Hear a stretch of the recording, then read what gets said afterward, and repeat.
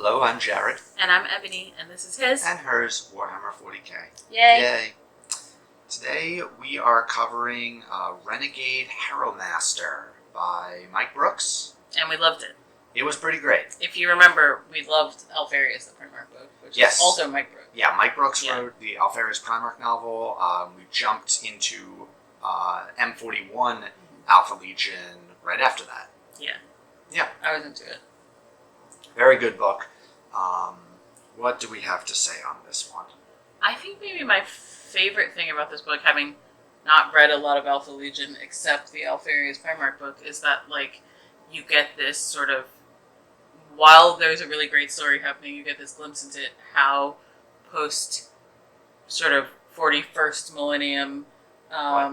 You mean 31st? 31st millennium Alpha Legion work, the separate war bands and the... I just liked that you get to see this sort of chaos war band, separate factions coming together to work together. Yeah, so there are a couple of other Alpha Legion novels. I have not read them. Okay. Shroud of Night, and then one other that I can't Various think of. authors. Yeah. Okay. So this is really the first example of M41 Alpha Legion that I've been exposed to. Yeah. And it was an interesting approach. It sort of follows what we knew about them, that the Legion shatters into war bands, just like a lot of the different Traitor Legions.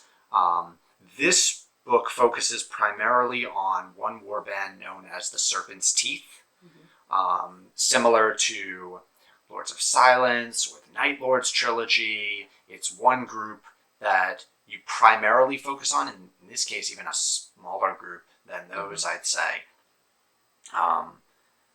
Trying to, do what the Alpha Legion does, which is scheme and plan. Yeah, and so this small sect of Alpha Legion is led by a Harrowmaster, which hence the title of the book, and currently scheming to get themselves enthroned as Harrowmaster is Solomon Akura. And so we kind of get to see how he relates to the warriors under him, and sort of how you become chosen to be Harrowmaster, and that choice is really you do something outstanding and you prove to your brothers that you deserve to lead, because the Alpha Legion is very sort of one level. Meritocracy. Yeah, which I like a lot. And then my second favorite thing about this book is that he has a best friend who is a human. Yeah, the sorceress. So the Alpha Legion was always very big on cults and human followers. This was true on the tabletop as well. They've always been focused on the spies and subterfuge element to it. But we get a really nice mix of different war bands that use different strategies, some that are heavily on the human side of it, like the Guns of Freedom, some that don't deal with that at all, such as the Faceless or the First Strike. And then the heavy Mechanicum one, the Rust Bloods. The Rust Bloods. Yeah. You have some that are full chaos. You have some that still technically say that they're loyal. Yeah. It's a wide variety and good showing for that, because so many people tend to get stuck into the Alpha Legion as they never take to the battlefield as Marines. They never, do anything chaos related. This absolutely shows that that's not true. Yeah, and so his best friend is a sorceress named Tulva Dine. And you get the sense that they've been working together for a long time, so it doesn't feel like it's a new relationship, but they have jokes with each other. Tulava? I've been saying Tulva, rhymes with vulva. Sure. Tulava. There is an A there. I don't think that's better. I don't like it better. We'll go with Tulava. I don't like it. You want Tulva? Okay. I do. All right, fine. Tulava? Sure. Ah, okay. Yeah, and so she saves his life a bunch. He saves her life a bunch. My favorite parts are when they're in super danger and he has to carry her, and she's like, "Please put me down." Yep. Those are great. Yeah, and so he wants to sort of become Harrowmaster. So he is Harrowmaster. No, I thought in the very beginning it's him becoming Harrowmaster. Oh, you're starting from the very beginning. Yeah. I thought you meant Harrowmaster of everything. Oh, no, I meant in the beginning. Okay. But no, we could jump to everything, because I think his defining goal is uniting a bunch of Alpha Legion warbands, which hasn't been done, and potentially taking them to the field as legionnaires in mass, which is not a thing that they do. Mm-hmm. And he gets pushback from other leaders of other warbands about it. So I guess while that is the goal, Mm-hmm. we have some antagonists to deal with as well. We have the Silver Templars, who are an Ultima founding Primaris chapter. As far as I know, they're the only Ultima founding chapter that has their own mini codex. It sort of came out of nowhere, just dropped as a supplement. All of their lore for it. No one had heard of the Silver Templars before that. Oh, okay. But they're decently well defined here as very in-your-face duelists. They're very melee focused. They love their one-on-one fights, and they kind of organize themselves and strategically to get that accomplished. We also have to deal with some Inquisitors. At first, it is Kaizen Hart, who is a radical Inquisitor who's chasing after them with the support of his life ward, Titus Yor, who is the last surviving Crimson Consul Marine. The Crimson Consuls, people might be familiar with the White Consuls or the Black Consuls, who have their own stories behind them. The Crimson Consuls had a short story in which basically the entire chapter got replaced by Alpha Legionnaires. That's not and good. It's just the slow realization that more than half of the Marines in the room are Alpha Legionnaires in that story. And the chapter gets wiped out. So it's neat seeing a character who was part of the Death Watch at the time. Yeah. So he was now with the chapter, dedicating himself to the destruction of the Alpha Legion. And clearly that's a reason for his dedication and his life warding of Kaizen Hart, who is also anti-Alpha Legion. But he's anti-Alpha Legion in a way that uses a lot of Alpha Legion tactics, and the other Inquisitor... Because he's a radical. Okay. He is an Inquisitor that's part of a group called the Recongregationists. Okay. There's lots of different radical and Puritan groups. On the Puritan side, you have the Amaltheans and the Monodominants and the Thorians. On the radical side, you have things like the Istvanians and the Recongregationists, and there's all sorts of stuff written about all of them. Yeah, the other Inquisitor is sort of very the opposite of him. Yes. So she's a monodominant. She's a monodominant. Yeah. So Inquisitor Hart ends up being runs into Inquisitor Nessa Karnas. Yeah, and they were trained together by the same Inquisitor. Correct. And then they had separate political leanings and obviously now hate each other. Right. But they used to be cool. Mm-hmm. Now, what's interesting about Karnas is, despite being a Puritan monodominant, which is someone who believes the Imperium should wipe out absolutely everything that isn't baseline human. Okay. That is navigators, psychers, mutants, xenos, everything. Okay. She's a psycher. No, she has a psycher. She is also a psycher. She is also a psycher. She reads minds, and she has a crazy psycher friend. Yes, she has a pyromancer, assistant to her. Yeah. Which is very interesting. That's a weird choice, but I guess. So those are our antagonists that we're dealing with, and there's various wild goose chases. There's a lot of wild goose chasing. Yeah, there's a lot of chasing after the Alpha Legion, but also some decent trickery on their part as well. Yeah. No, I would say there's lots of sneaky sneaks and lots of chasing. And I like the sort of animosity between the Silver Templars and our Alpha Legion main characters. They know that they can bait the Silver Templars. It's also the first time for all of these Alpha Legions to be seeing Primaris Marines. Yes, which is very cool. So the book opens with the Templars really getting the jump on the Alpha Legion, and the Serpent's Teeth Warband coming face to face with Primaris for the first time. And they are not okay with this. And they collect a casualty for their apothecary so that they can be like, what the heck is this? What is the deal with these new Space Marines? They're all taken aback by this idea that they've all kind of mastered the strategies that the Imperium uses and how to counter them, and then this shows up. Yeah. And it really shakes them. which I think is cool.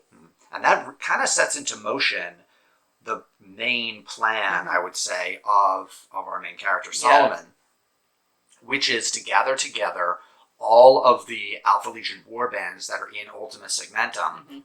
It gets brought up a bunch of times that, like, this is only the ones in Ultima Segmentum. Fine, we get it. And have them meet together on a big space hulk called the Unseen, which is sort of like a neutral ground among Alpha Legion warbands. Yeah, it's like an agreed meeting place, and no one owns the Unseen. Well, until one kind of owns it. Yeah. Is not who you're probably thinking of. Who are you thinking of? Yala Magasa. I don't even remember that person. He's the Magos biologist who lives on the Unseen. Oh, that's a great name, though. Khazadin Yala Magasa. It's even worse in French. That's why I don't remember it. My brain just was like blah blah blah blah blah, and I just kept reading. Okay, yeah. So yeah, he lives on the Unseen all the time. But Solomon Akura and the captain of his original flagship, I forget his name. Yeah, that is Crozier Vakai. Vakai have been making not so subtle changes to the Unseen, and spoiler. Yeah, so this might have been my favorite moment. Yeah, I'll let you do it. From about the midpoint of the book. The Unseen, which space hulks are normally uncontrolled, they just sort of go whatever, or they don't move at all. They converted it into a ship. And it's just this mass amalgam of ships. And when the Silver Templars eventually track down the Unseen and are all gunning for it, the Unseen opens up all of its gun bays, and just a multitude of different types of weapons come out. You've got human weapons, you've got Tau weapons, you've got Eldar weapons, just whatever they could get attached to this space hulk opening fire. It's a great scene. Yeah. And then they move it. Yeah. Which is wild. Yeah, so they give this thing working engines, and it was this whole big ploy to not only surprise the Silver Templars, but also to impress all of the other Alpha Legion warbands. Right, and thus they will make Solomon Akura Harrowmaster. Yeah. And it does work. There's a little bit of insider trickery happening at the same time. Right? So there's a subset of Alpha Legion warbands called the Rust Bloods. And the Rust Bloods are led by a crazy Alpha Legionnaire who's mostly machine now. Zetis Keel? Yeah. And he gets carried around on a little beer by, like, human weirdos, like modified humans. No. Yes. I don't remember that. Yeah, he's got a giant war beast that he rides. And then he's got, like, 4 people. Oh. Yeah. Anyway, he has agreed to help Solomon Akura, like, do whatever his end goal is, but then he betrays them in the middle of a battle with the Silver Templars because they are trying to take over a Mechanicus stronghold. Yeah, so he wants all the things. What eventually ends up happening is one, a neat little tie-in to Warzone Caradon, which is one of the tabletop supplements. I can't remember the name of the subsector that they're invading. I don't remember, yeah. But that is one of the subsectors that is in Warzone Caradons. Yeah. It's not like one of the main ones, but it's like on the maps. Yeah, so the Rustblood dude wants the Titans and the rest of the Mechanicus stuff on the stronghold. It's a Forge World. Yeah, so he sort of betrays the rest of... He doesn't sort of betray them. He basically takes control of the Titan and shoots at them, right? Yes. Yeah, and everyone thinks Solomon Akura is dead, which they call him Ghost in this novel because he dies like 4 times. That's his thing. That's his thing. He's faking death. Fakes his death all the time. And so then that dude from the Rustbloods becomes the de facto Harrowmaster of their sort of giant warband now as they're fighting the Silver Templars. Until Solomon comes back from the dead again and takes over. What else do we have going on? And so, I guess, sort of his major overarching goal is that he thinks he's chasing a thing that's important that he won't share with anyone else that is in a warehouse somewhere. And the Inquisitors, working alongside sort of with the Silver Templars, know that he's chasing this thing, so they start setting traps. Hart also has a better idea about how the Alpha Legion works than Cardinus. Nessa Karnas. Mm-hmm. And so he has ideas about where Solomon Okur will be, where the Alpha Legion warband will be, and so the sort of penultimate scene is this sort of fight that they have. Hold on. So massive spoilers for this one. Okay, you're going to give all the spoilers? No. I was just warning because it sounded like you were about to. I won't do the spoilers. I'll let you do the spoiling. Okay. Do you want to spoil? No, keep going. I'm getting to the major spoiler. Oh, like what they're hunting for? Yeah. Okay, if you want to give that one away, that's fine. Okay. So what Solomon Okur is hunting for is Alpharius' spear. Yes. Yeah. And so obviously that's a cool relic. It would make him super cool and super important. And I'm not sure that the Inquisitors know what it is. They just know that it's important to him. I think they knew. You think yes. Trazen Hart knows? Yes, I think Hart knew. And that's why they set it up. Like he didn't know that he was hunting for it. Okay. I thought he knew what he was looking for. But he knew he would be hunting for it because of what it was. Okay. Absolutely, yeah. Okay. Did you have a spoiler? I thought that was the most spoily spoiler. There's more than that, but I'm not going to say more than that. I had a feeling it was the spear ahead of time because there was a similar story involving some Iron Hands hunting down a relic that were basically like chips of Ferrus Manus' armor. Mm-hmm. And the setup from this story from Harrowmaster reminded me a lot of that. So I knew it was going to be something related to the Primarch. Okay. What else is there to talk about? Oh, I have a couple points that I just found great. So I have just a side list. Go for it. That's what I was looking out for. So one of my favorite traits about Solomon is he's such an optimist. And it's a very unusual thing for a Space Marine in this way. And it's almost orc-like optimism. Because he feels the reason the Alpha Legion always seems to win is because they keep moving the goalposts. His whole philosophy, and he mentions this a couple of times, is whenever you're going for an objective and that objective cannot be met, you must immediately switch to what your objective is. Yeah. Like, not all of the other Alpha Legion warbands agree with this, but definitely the Serpent's Teeth are based on this idea that go for a thing, and the second you can't go for it, go for something else nearby and pretend that's what you were going for the whole time. So the Imperium always thinks, and honestly a lot of the community thinks, the Alpha Legion always win because, everything was just as planned. It's like, no, they just keep changing what they were going for. Went with what was happening on the day. Yeah. Yeah. That is definitely like my favorite trait about Solomon, is that constant goalpost moving. There's another scene when all of the warbands are getting together on the Unseen. I'm Alpharius. Thank you. One of the warbands comes in, and they still maintain every Alpha Legionnaire looks the same, acts the same, and is named Alpharius.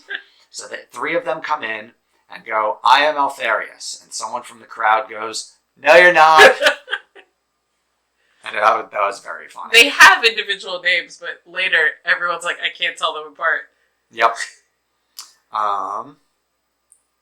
There's one of the wild goose chases, another one of my favorite scenes that the Inquisitor gets sent on, is he goes to a planet that apparently a new fad among the rich there is to get Hydra tattoos.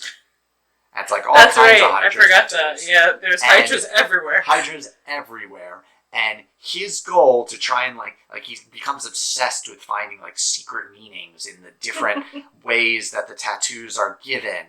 And he's like, clearly what we must do is cut this tattoo out of every single person on the planet and do comparisons against one of them to determine what the differences are. They didn't love it.